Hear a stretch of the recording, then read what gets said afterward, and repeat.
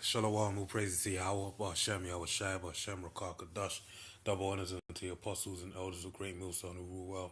Shalom to the hopeful elect. It's a biblical commentary on Matthew the 19th chapter, and it reads, And it came to pass that when Yahweh Shai had finished these sayings, he departed from Galilee and came into the coast of Judea beyond Jordan.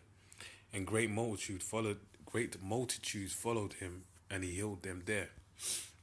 The Pharisees also came unto him, tempting him, and saying unto him, Is it lawful for a man to put away his wife for every cause? And he answered and said unto them, Have ye not read that he which made them at the beginning made them male and female, and said, For this cause shall a man leave his father and mother, and shall cleave to his wife, and they twain shall be one flesh. Wherefore they are no more twain, but one flesh. What therefore the Most High, Yahweh, have joined together, let no man put asunder. That's right. Yahweh Shai was quoting. See, Yahweh Shai was going into the law, and the book of Genesis, the second chapter, speaking about when Adam was, in the garden, and the Most High saw that it wasn't good that man should be alone, and got a woman from his rib. Now, the understanding for her being of his rib, when you go to further in the book of Genesis, you have Laban and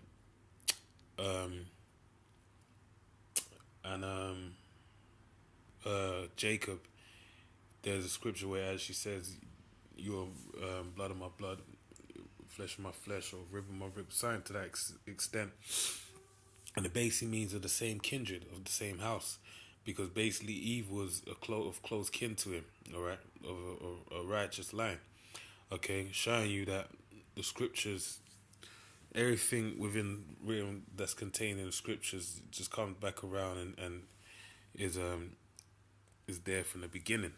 But the point being is that this is marriage. When a man and a woman come together, okay, they're basically they're one flesh. So technically, really and truly, you can't put away that marriage, and that's why really through it's gonna go on and say, which I'll read on. But the point being is that, look, when you come together, there's a bond that takes place, a spiritual bond, a physical bond, a mental bond, all right, in all facets of life. That's why you have women that have their first, or their, multiple men that they've dealt with will play in their mind, because that spirit of that man is upon them, all right.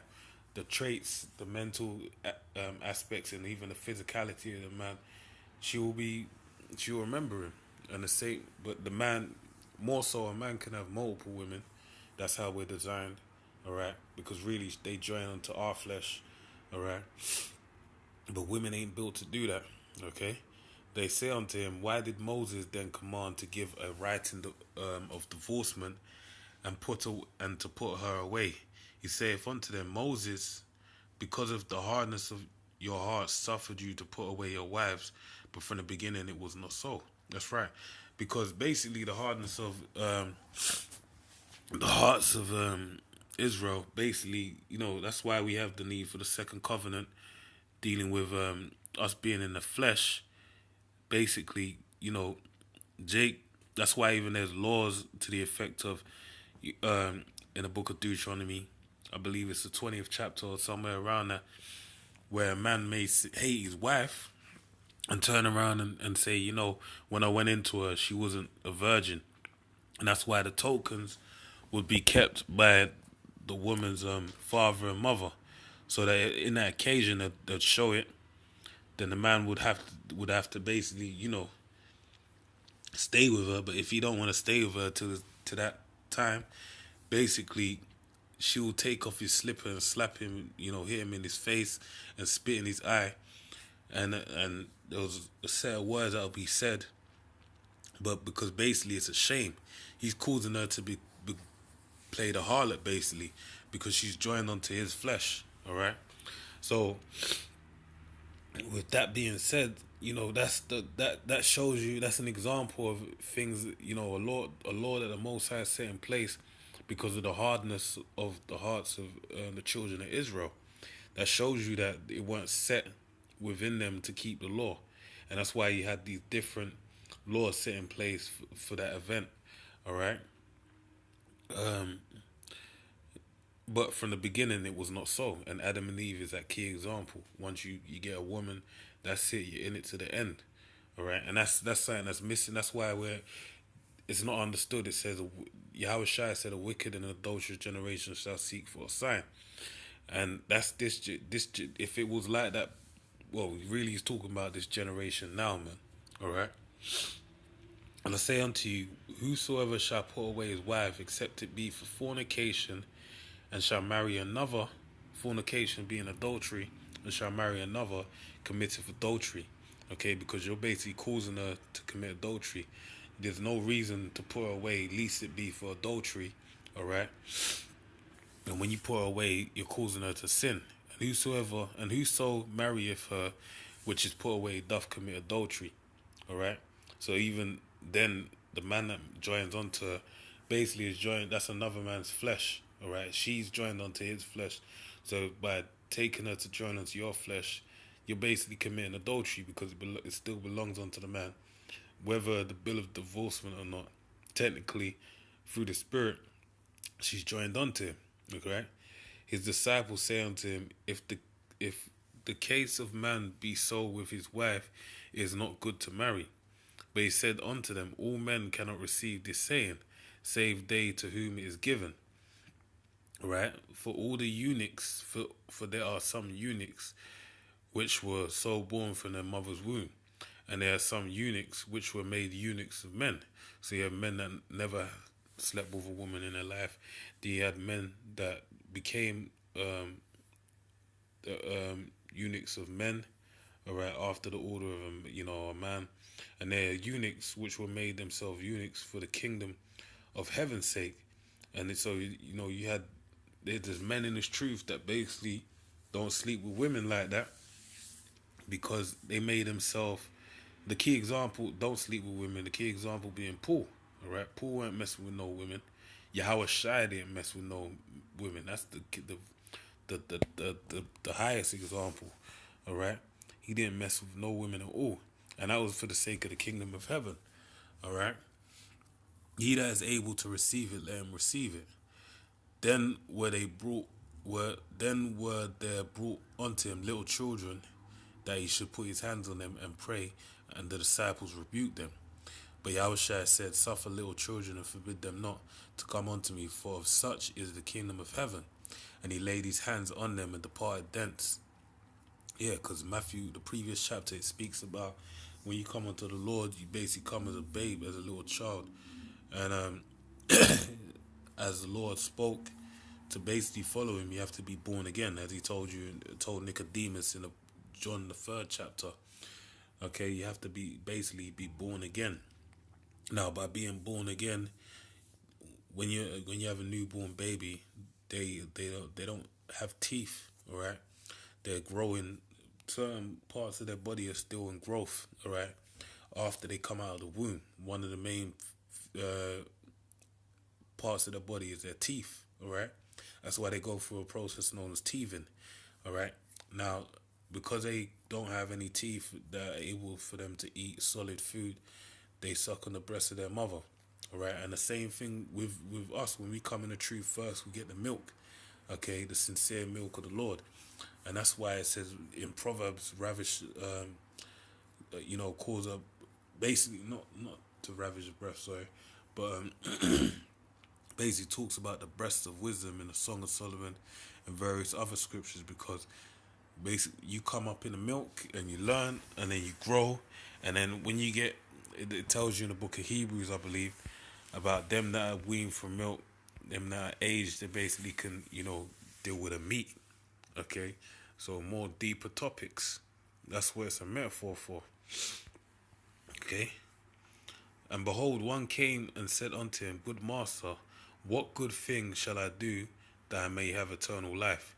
And he said unto him, Why callest thou me good? There is none good but one, that is Yahweh. But if thou wilt enter into life, keep the commandments. All right? So there's one good, the Most High power. And the Lord knew, the reason why he said that, he had many shortcomings in prior lives.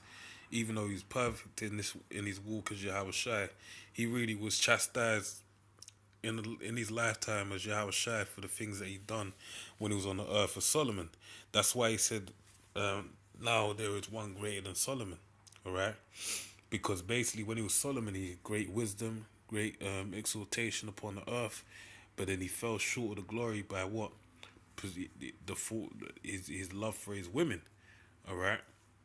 And he started worshipping all forms of idolatry due to the fact that he succumbed to the lusts of his women, his wives, and his concubines. So that's why he said there's one greater than Solomon, and also that's why he said there's none good but the Lord. But Yahweh Shai, he was a great in his life. He basically overcame, all right, and was chastised by the stripes of men, as it was prophesied in the book of Samuel. So verse 18, he saith unto him, which Yahweh Shai said, thou shalt do no murder. He said, do no murder, all right, because thou shalt kill.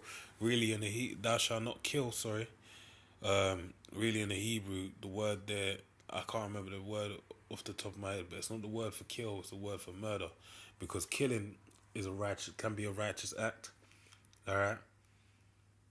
As it tells you in Leviticus 20 and 13, that if a man lieth with mankind, both of them have committed abomination, their blood shall be upon them. So that's the judgment, that they should be slayed for committing a homosexual act. But then that's a killing. But then a murder is basically there's no justification whereby for the murder. For example, Cain and Abel. Cain slew Abel through his jealous rage, through his the pride of his sin, and that's murder. Thou shalt not commit adultery, all right, sleep with another man's woman. Thou shalt not steal. Thou shalt not bear false witness, all right. Honor thy father and thy mother, and thou shalt love thy neighbor as thyself, right? So those are the key scriptures, 10 commandments more or less, that Yahweh Shai made mention of. The young man saith unto him, all these things have I kept from my youth up. What lack I yet? Yahweh Shai said unto him, if thou wilt be perfect, go and sell that thou hast, and give to the poor, and thou shalt have a treasure in heaven, and come and follow me. And when the young man heard the saying, he went away sorrowful, for he had great possessions. All right, so it goes on I'll read on. It says, then said Yahweh Shai unto his disciples, verily I say unto you, that a rich man shall hardly enter into the kingdom of heaven. And again I say unto you, it is easier for a camel. That's why it says in the book of Corinthians, not many mighty, not many wise, according to this world, basically according to the faith.